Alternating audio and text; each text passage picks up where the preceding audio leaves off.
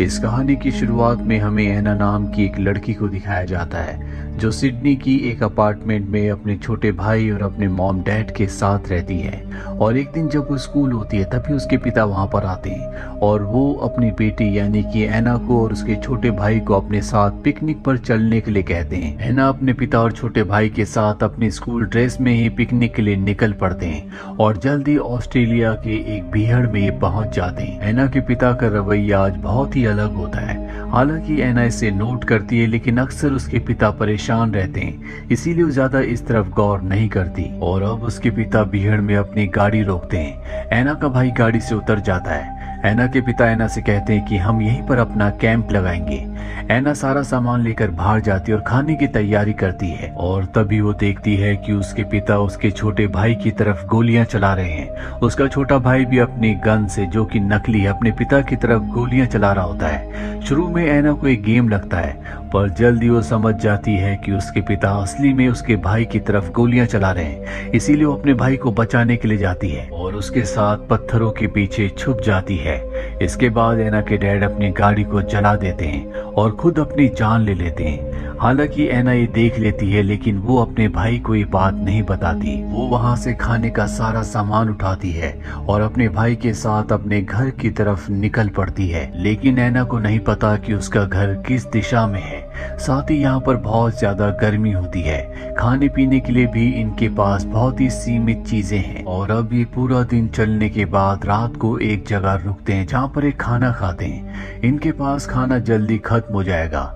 ये दोनों के दोनों बहुत ज्यादा थक चुके होते हैं, इसीलिए रात को वहीं पर सो जाते हैं और अगली सुबह एक बार फिर से अपने सफर को तय करते हैं। इनके सामने एक ऊंची चट्टान आती है। ये तय करते हैं कि उस चट्टान के ऊपर जाएंगे। ऐना अपने भाई के साथ उस चट्टान के ऊपर जाती है और वहां से चारों तरफ देखती है, लेकिन चारों तरफ बीहड़ के अलावा कुछ भी नहीं है। दूर दूर तक इन्हें कोई भी ऐसी जगह नहीं दिखती जहां पर इन्हें शेल्टर यानी कि आसरा मिल सके। इन्हें किसी ऐसे इंसान की जरूरत है जो इनकी मदद कर सके। अब इन्हें जब कुछ भी नहीं दिखता तो ये एक बार फिर से वापस नीचे आ जाते हैं और कुछ और खाना खाकर एक बार फिर से अपने सफर को तय करते हैं। पूरा दिन चलने के बाद भी इन्हें कोई भी उम्मीद नहीं दिखती और एक बार फिर से एक रात उसी बीहड़ में गुजारते हैं। और इसी तरह से इन्हें यहाँ पर अब कई दिन बीत चुके हैं, जिस वजह से दोनों के दोनों कमजोर हो चुके हैं। और अब ऐना का भाई बहुत ज्यादा थक चुका है और पूरी तरह से डिहाइड्रेटेड है, इसीलिए वहीं पर गिर जाता है। लेकिन ऐना हार नहीं मानती। हालांकि वो भी बहुत ज्यादा थक चुकी है। वो अपने भाई को अपने कंधे पर उठाती है और धीरे धीरे आगे बढ़ना शुरू करती है। और तभी इन्हें इस बीहड़ रेगिस्तान में एक पेड़ दिखता है जो पूरी तरह से हरा भरा होता है। ऐना को लगता है कि अगर यहाँ पर पेड़ है तो यहाँ पर पीने के लिए पानी भी होगा। और जब अपने भाई के साथ वो उस पेड़ के पास जाती है तो सच में वहाँ पर पानी होता है। साथ ही पेड़ पर फल भी लगे होते हैं, लेकिन ऐना को नहीं पता कि ये फल जहरीले हैं या खाने लायक। तभी वो देखती है कि पक्षी भी इन फलों को खा रहे हैं, जिसके बाद वो अपने भाई के साथ इन फलों को खाती है। दोनों के दोनों यहाँ पर बहुत सारा पानी पीते हैं क्योंकि ये बहुत प्यासे होते हैं। अब इनके पास खाना भी है और पीने के लिए पानी भी।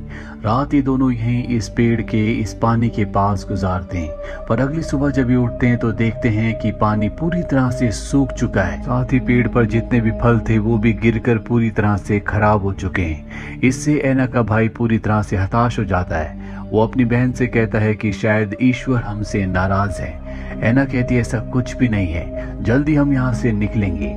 लेकिन ऐना जानती है कि कहीं ना कहीं उसका भाई सच कह रहा है, क्योंकि उसे यहाँ से निकलने का रास्ता नहीं पता और न ही उसके पास कोई उम्मीद है। ऐना को लगता है कि यहाँ पर पानी था, इसीलिए यहाँ पर कोई ना कोई जरूर आएगा। इसीलिए अपने भाई के साथ वो इसी जगह पर रुकने का फैसला करती है। 2 दिन बीत जाते हैं लेकिन यहाँ पर कोई नहीं आता और अब ऐना की भी उम्मीद पूरी तरह से टूट चुकी है। तभी उसे दूर एक लड़के की आकृति दिखती है जिसे देखकर उसके दिल में उम्मीद जाग उठती है।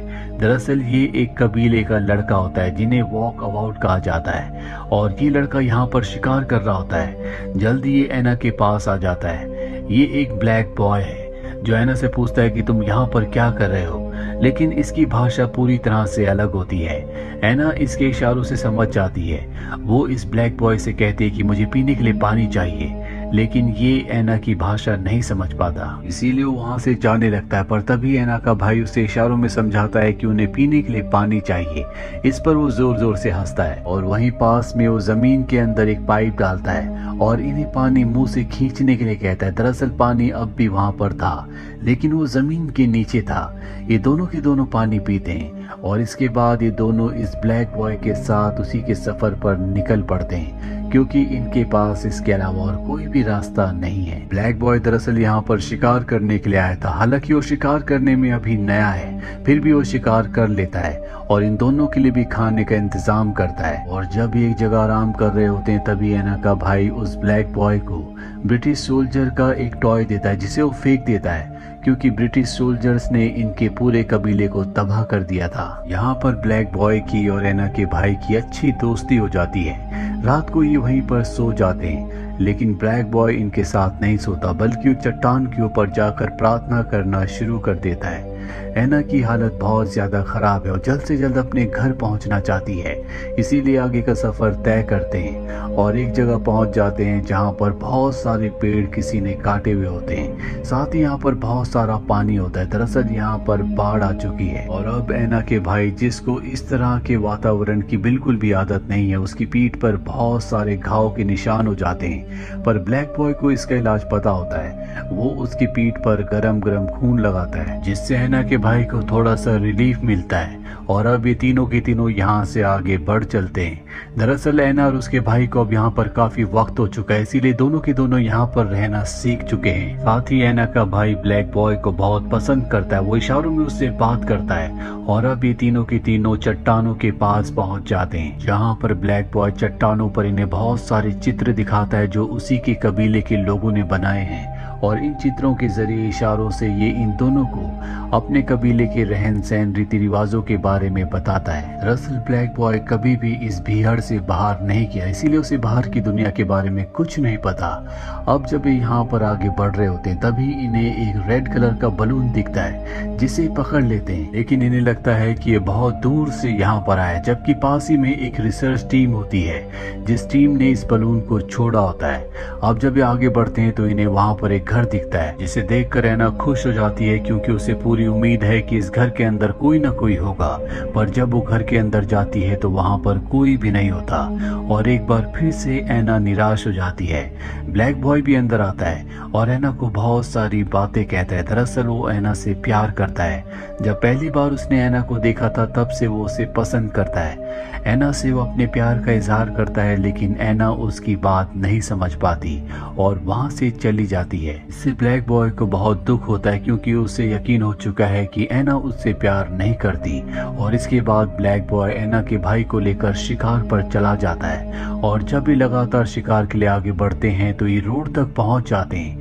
हालांकि ऐना का भाई उसे समझाने की कोशिश करता है कि ये रोड है, पर ब्लैक बॉय उसे रोड से दूर ले जाता है, क्योंकि उसने अपने बड़ों से, अपने कबीले वालों से यही सुना था कि हमेशा हमें रोड से दूर रहना है। दरअसल बाहर से आने वाले लोगों ने हमेशा इनके कबीले वालों को नुकसान पहुंचाया था, इसीलिए वो रोड से दूर रहते हैं। और अब यहाँ पर ब्लैक बॉय जब ऐना के भाई के साथ शिकार कर रहा होता है तभी जीप में दो लोग आते हैं जो अपनी गन से शिकार करते हैं, जो देखकर ब्लैक बॉय पूरी तरह से हैरान हो जाता है, क्योंकि उसने कभी भी अपनी जिंदगी में गन नहीं देखी।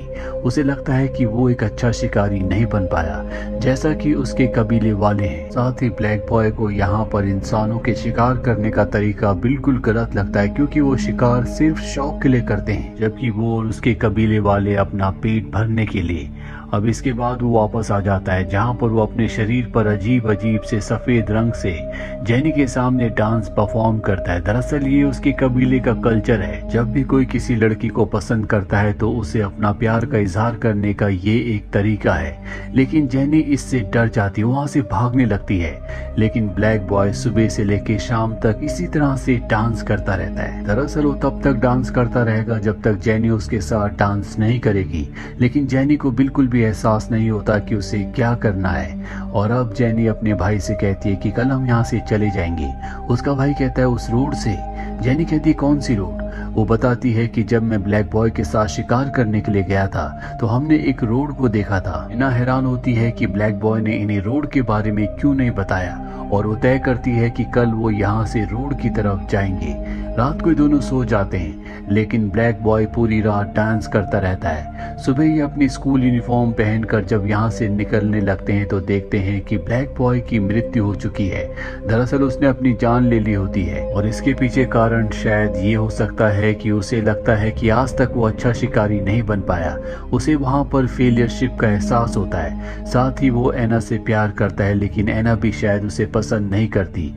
एना को उसे देखकर बहुत दुख होता है क्योंकि एना उसे कहीं ना कहीं पसंद करती थी। उसने एना की और उसके भाई की बहुत मदद की थी और अब एना यहाँ से आगे निकल जाती है और जल्दी अपने भाई के साथ पास ही में एक डेजर्टेड माइन टाउन तक पहुंच जाती है जहाँ पर उसकी मुलाकात एक आदमी से होती है। वो कहती है कि हमें शहर जाना है और उसकी मदद से दोनों के दोनों शहर आ जाते हैं। अब कई साल बीत चुके हैं। एना अब बड़ी हो चुकी है, उसकी शादी भी हो चुकी है लेकिन अब भी उसकी यादों में वही ब्लैक बॉय होता है जिसने भीड़ में उसे और उसके भाई को जीने का तरीका सिखाया था, इन दोनों को बचाया था। लेकिन उसके दिमाग में आज भी वो सवाल होता है कि ब्लैक बॉय ने अपनी जान क्यों ली।